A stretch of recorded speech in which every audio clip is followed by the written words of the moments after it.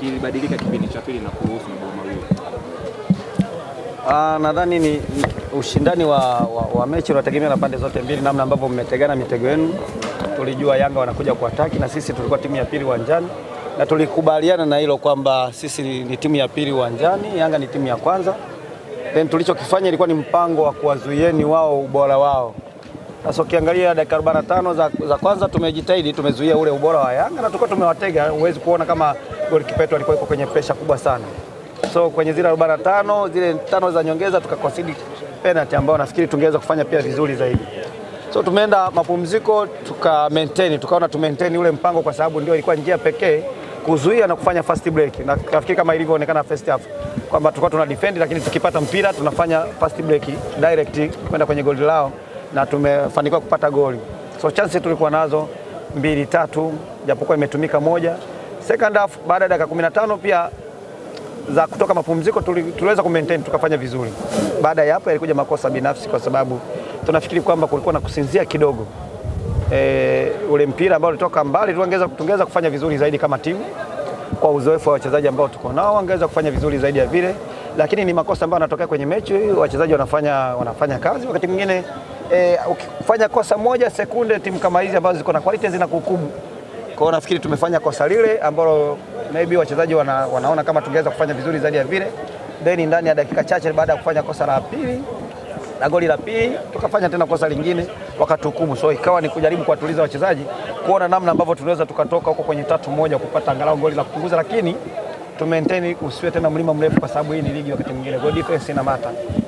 So kuruhusu mabao matatu maana yake ni kwamba mpango ambao uliingia nao umefeli. Kwa 100% unaamini ni makosa tu ambayo umeyafanya, ama pia ubora wa Yanga uliongezeka baada ya kuona kile ambacho tunakifanya? Haujafeli, kwa sababu tofauti ya magoli hapa ni 2-0, si ndio? Tumepata goli against Yanga, si ndio? Last time hapa nafikiri mlishuhudia hapa kuna timu ilifungwa goli 6. So unawezaje kusema kwamba tumefeli sisi? Hapana, tumeplani. Unaweza kuona hizo goli mbili zimekuja within 5 minutes, si ndio? Dakika 5. So ukiangalia dakika 90, dakika 5 hatujafanya vizuri, lakini dakika 45 za first half tumefanya vizuri. Tulikuwa juu ya Yanga kulingana na nafasi ambazo tumezitengeneza na kuwazuia. So ndo nilivyokuambia kwamba wachezaji pia ni binadamu, kuna muda wanafanya makosa binafsi. Makosa binafsi yanakuwa generally sasa kwenye timu, lakini sio kwamba tunakuwa tumefeli. Mmeruhusu bao la build up, lakini bado timu yako inacheza vile vile. Huu ni mpango wenu? No, kama unafikiri kwamba unacheza na timu ambayo iko na quality, wako motivated kwa sababu ni current champions, si ndio? Wakati mwingine ukija na kitu ambacho huja plan nacho kinaweza kukuletea matatizo zaidi. Uenda unazungumza tumefungwa 3-1.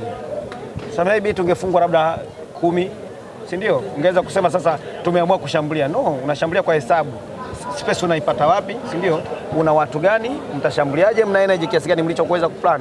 So hata hivi tulikuwa tume-maintain vile, tuna maintain hivyo kuona namna ambavyo tusiruhusu goli lingine la 4 kipindi tunatafuta goli moja.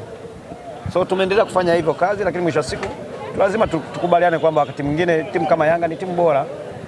Ndio, tunatoka kwenye mechi umefungwa, lakini sio kama umefungwa na timu ya aina gani. Umefungwa na timu ambayo iko na ubora, umetry, umefanya kazi yako vizuri, si ndio? So huwezi kusema kwamba quality ambayo iko kwetu iko kwao pia, kwamba tuje tu 50-50. Kocha, kwa hizi siku za karibuni imeonekana ukipoteza kwa magoli mengi sana mkutano na Young Africans. Pengine hii inaendelea kudhihirisha kwamba inakuwa ni ngumu sasa kupata angalau hata alama moja kwa Young Africans. Siku za karibuni hatujacheza tena na Yanga zaidi ya hii mechi nyingine. Asante sana mwalimu.